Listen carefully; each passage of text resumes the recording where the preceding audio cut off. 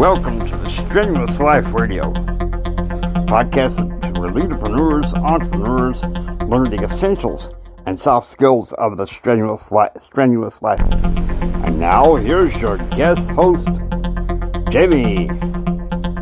Hey guys, we've been hitting it pretty hard with some a lot of entrepreneurial stuff, some of the essentials and soft skills.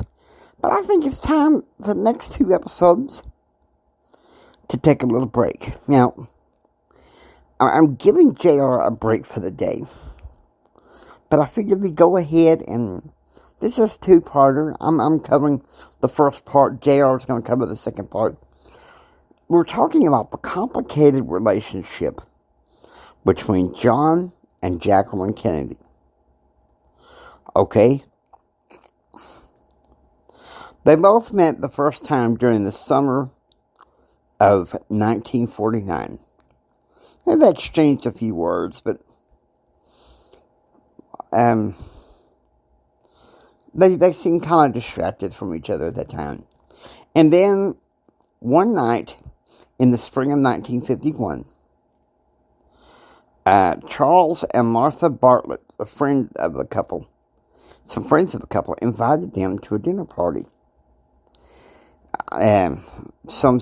Reports say that Martha Bartlett was getting tired of Jackie showing up at the house by herself. And there's a legendary line that John F. Kennedy said after they were married for a while. He said, quote, "I leaned over the asparagus and asked for a date." Now, according to the recordings and reports, Jacqueline Kennedy, she laughed. She's like, realizing that there was no asparagus served at the dinner party that night. Now, things were going famously well. And then they walked out, talking, trying to set up a date. And an old boyfriend of Jackie's is in her car. So it's kind of like awkward. And so they don't have too much contact together until sometime after the spring of 1952, when Jacqueline broke up with her fiancé, John Houston. And so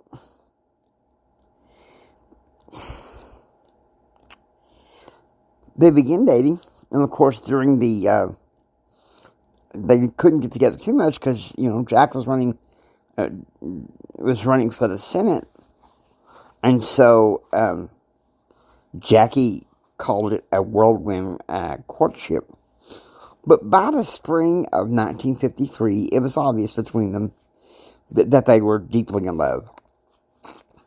And so Jack calls his best friend, Lynn Billings, to take Jackie aside and tell her the facts of life about him. And so she agrees, and he agrees, and he takes her, and he takes her aside, and he says, some things that's going to be some concerns before you marry him. You need to understand that. First of all, you need to know, and I'm sorry to have to tell you this, Jack likes to play around. That's going to be a serious issue. And I don't think it really mattered that much to Jackie at that point because, well, her legendary father, John Verneau Bouvier III, he was a womanizer. And so that's one of the things that was,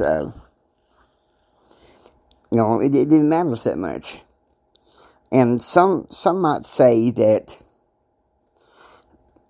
Jacqueline fell in love with John because he reminded her of the machismo red-blooded male that her father was. In fact, John Kennedy and John Bouvier met, and one of the things that Jackie told her friends and later biographers that, they talked about politics, sports, almost anything that two red-blooded American men like to talk about. And of course, John Bouvier, he says, this kid, he needs a haircut. Because Black Jack Bouvier was 26 years older, 26 years older than John F. Kennedy. But he liked him, And so here's the beautiful part.